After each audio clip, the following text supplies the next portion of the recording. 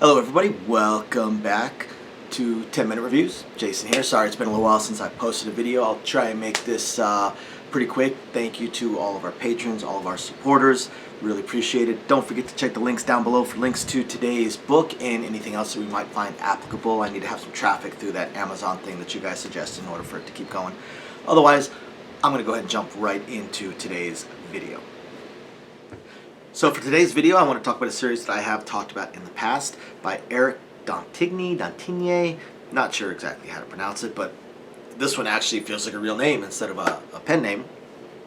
And I'm talking about the Unintended Cultivator. Unintended Cultivator, Book 3. Utterly amazing series. I love this series. As far as the cultivation novels go, this is definitely in my top 5. It's amazing. This might be my number 1. It's hard to say. This is a great series. I do like this one better than I like The Thousand Li and some of the other ones that I've read. So we're back to dealing with Sen. Sen, the little orphan boy with the weird hiding his himself ability, his kind of little fade ability as far as his aura and presence go. And his travels through the world. You know, he was in the first book. He was taken in by two of the basically demigods, the peak, the absolute pinnacle of power before ascending to actual immortality, before actually ascending to gods. He was taken in by a couple of them.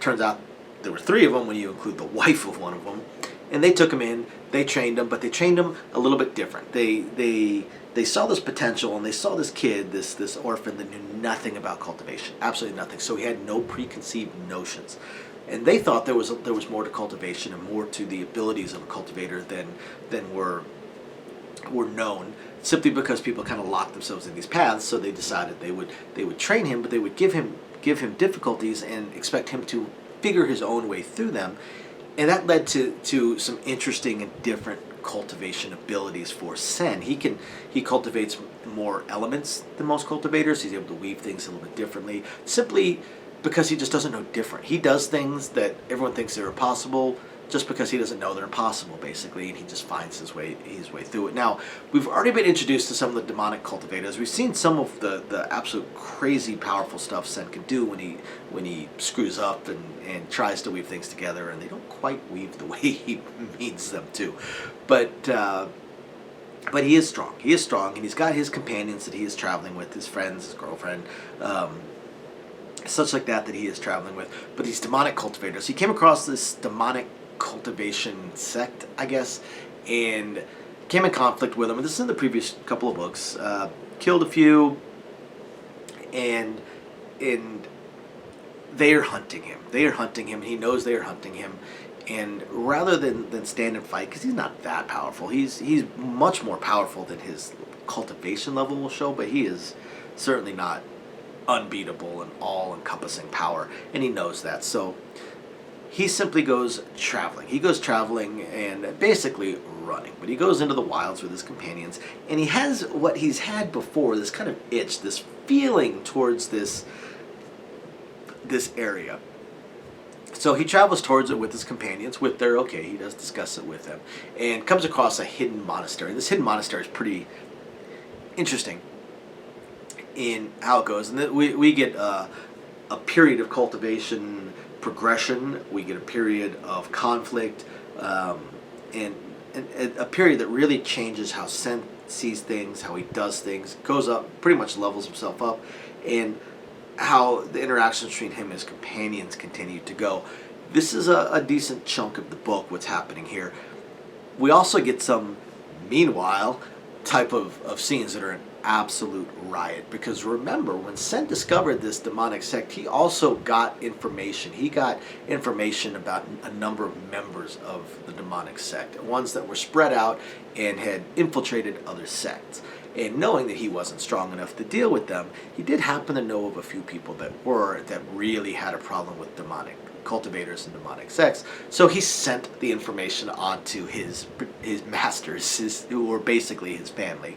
And they are these absolutely legendary, again, peak, pinnacle level cultivators. There's really nothing stronger than them anywhere on the planet.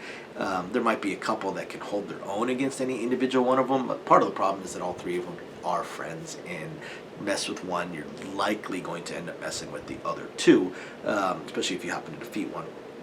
But they don't like the demonic cultivators. So we get these little asides as they are spreading out, going after these demonic cultivators, and it's pretty funny how they are dealing with it. Along with that, don't forget a certain spirit beast named Falling Leaf that at the end of book 2 went ahead and used the abilities that spirit beasts get at a certain point to transform her body into that of a human person. However, the way she did it, she kind of screwed herself over, and she really shouldn't have done it the way she did and pushed herself the way she did. So she's kind of trapped. She's kind of trapped in this body. So we have a little bit of training montage of Falling Leaf just learning how to be a person, or at least how to interact with human society. At the same time, she is also looking for Sen because she wants to protect him, and she knows that there are people hunting him. And when he disappears for 6 months or so with the issues that occur with this hidden monastery, everyone assumes he's dead, which then basically kicks off a bloodbath on the demonic cultivators and demonic sects as his masters are going out there, plus Fallen Leaf going out there just annihilating people, looking for Sen, looking for who might have done harm to Sen, and just crushing them.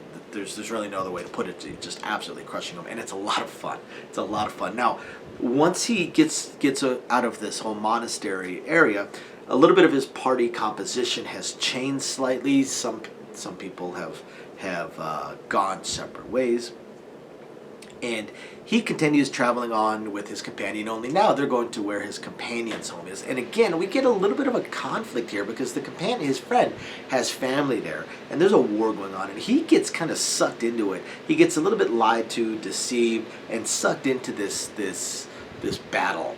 And he ends up coming out the other side in his typical way, just blundering through, just kind of smashing everybody and doing things nobody thought were possible.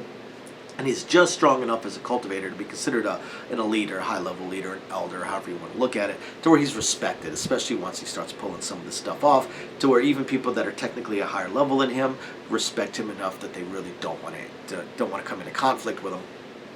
But the party dynamics, as Sen continues to learn more about the greater world and cultivating world and trust, and whether or not he can trust, it's interesting, and it's pretty fascinating, and it makes for a really, really, really awesome read. I cannot wait for book 4. I actually need to see when book 4 is going to be coming out.